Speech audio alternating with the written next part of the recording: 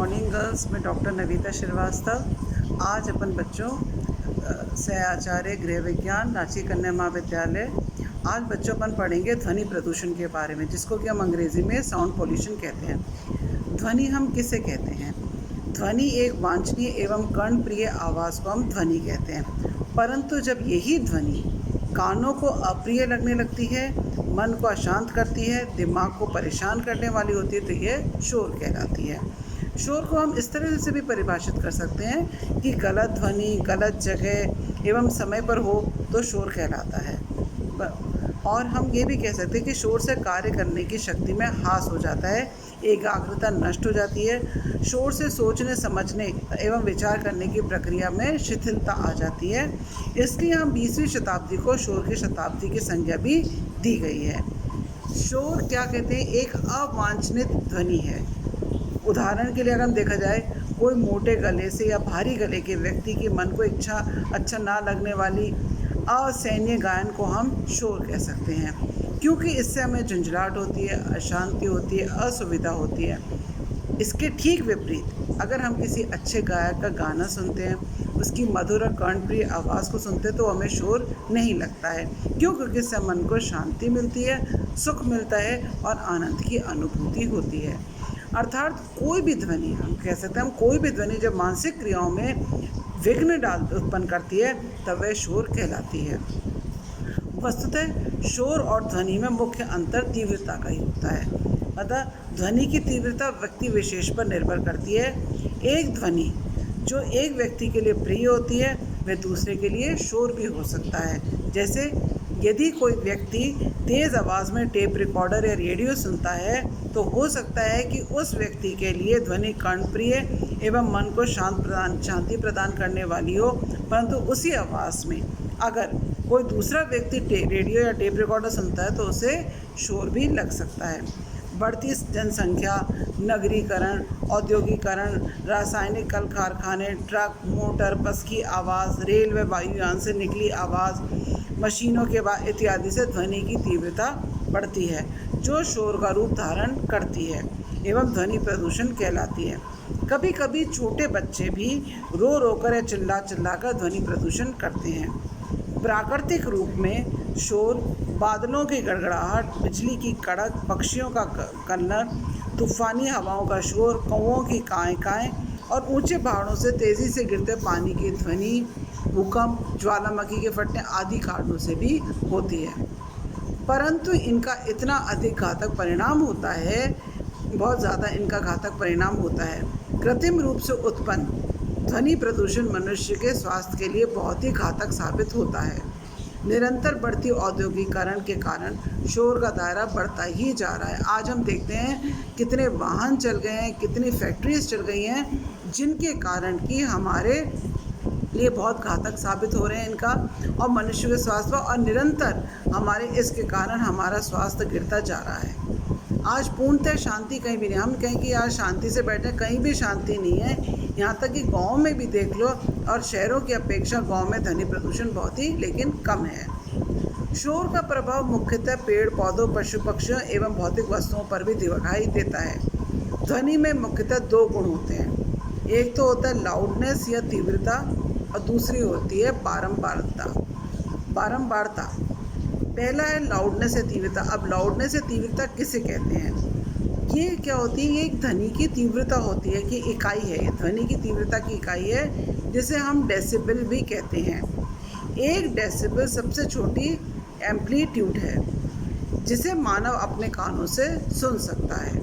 कुछ जानवरों में, जैसे कुत्ता हुआ, मनुष्य से बेहतर एवं स्पष्ट ध्वनि सुन सकता है।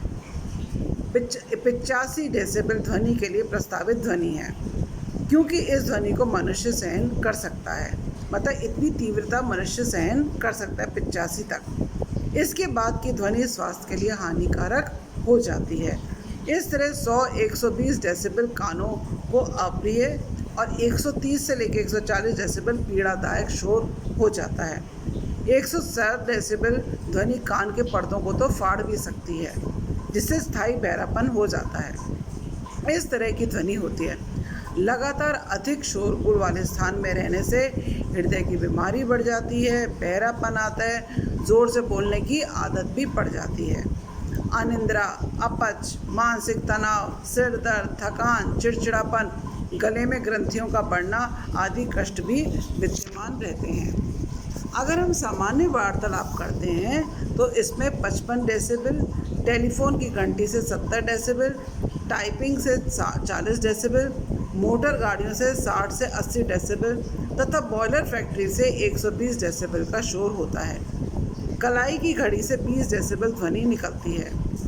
बारंबारता, ध्वनि के बारंबारता को हम हर्ट्ज से नापा जाता है। यह 20 से 20,000 हर्ट्ज तक होता है और 1 हर्ट्ज प्रति सेकंड एक तरंग के बराबर होता है। परंतु ध्वनि का यह रेंज मनुष्य की उम्र और अन्य कारकों पर भी निर्भर करता है।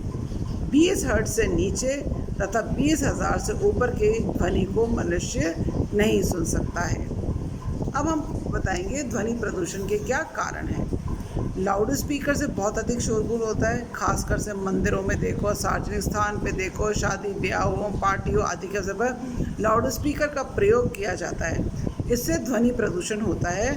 लाउड स्पीकर से परीक्षा देने वाले विद्यार्थियों, रोगियों एवं वृद्धों को काफ़ी अधिक कष्ट पहुंचता है। कई बार क्या होता है, जैसे जागरण हुआ, रामलीला हुई, अन्य धार्मिक कार्यक्रमों में भी अधिक शोर होता है जो ध्वनि प्रदूषण का कारण बन जाता है। मोटर वाहन, रेल, मशीनों, औद्योगिक संस्थानों, वायुयान आदि से भी शोर होता है, फलतः ध्वनि प्रदूषित होती है। ज़ोर से बोलने, चिल्लाने, तेज़ आवाज़ में वाद्य यंत्र बजाने, रेडियो, टीवी, सिनेमा हॉल आदि से निकला शोर भी ध्वनि प्रदूषण का कारण होता है। ध्वनि प्रदूषण से अब हम देखते हैं कि स्वास्थ्य पर क्या प्रभाव पड़ता है। अधिक शोर से अस्थायी अथवा स्थायी बहरापन जैसा रोग हो जाता है। लगातार शोर से व्यक्ति चिड़चिड़ा, क्रोधित हो जाता है। ध्वनि प्रदूषण से ज़ोर से बोलने की आदत पड़ जाती है, जिससे गले की ग्रंथियों में विकार उत्पन्न हो जाता है। शोर से हमारी एकाग्रता भंग हो जाती है, मन को अशांत और व्यथित कर देती है। अचानक ध्वनि प्रदूषण से कान के पर्दे के फटने का भय रहता है, फलतः स्थायी बहरापन हो जाता है। ध्वनि प्रदूषण से रक्तचाप, हृदय गति आदि बढ़ जाती है। शरीर से पसीना अधिक निकलता है, कभी कभी चक्कर आते हैं एवं दृष्टि क्षमता भी प्रभावित होती है। तीव्र आकस्मिक ध्वनि से शरीर तंत्र लगभग अनियंत्रित सा हो जाता है, त्वचा का पीलापन बढ़ जाता है, आँख की पुतलियों का प्रसार हो जाता है, आंखें बंद होना आदि प्रभाव भी दृष्टिगोचर होते हैं। शोर के प्रदूषण से क्या होता है, हमारी रक्त वाहिनियों का संकुचन, रक्तचाप में परिवर्तन, आहार नाल में गड़बड़ियाँ, ऐच्छिक तथा अनैच्छिक मांसपेशियों में तनाव आदि अधिक लक्षण दिखाई देते हैं। शोर के प्रभावों का विश्लेषण अगर करते हैं तो एक कर्ण विशेषज्ञ ने कहा है, आप चाहे भले ही शोर को क्षमा कर दें, मगर आपकी धमनियाँ इन्हें कदापि भी क्षमा नहीं करेंगी। हम ये देखते हैं कि शोर से नींद में व्यवधान आता है तथा मनुष्य गहरी नींद में सो नहीं पाता है। औद्योगिक संस्थान हुए, सिनेमा घर हुए, सार्वजनिक स्थान आदि में शोर से दुर्घटना होने की भी संभावनाएं रहती हैं।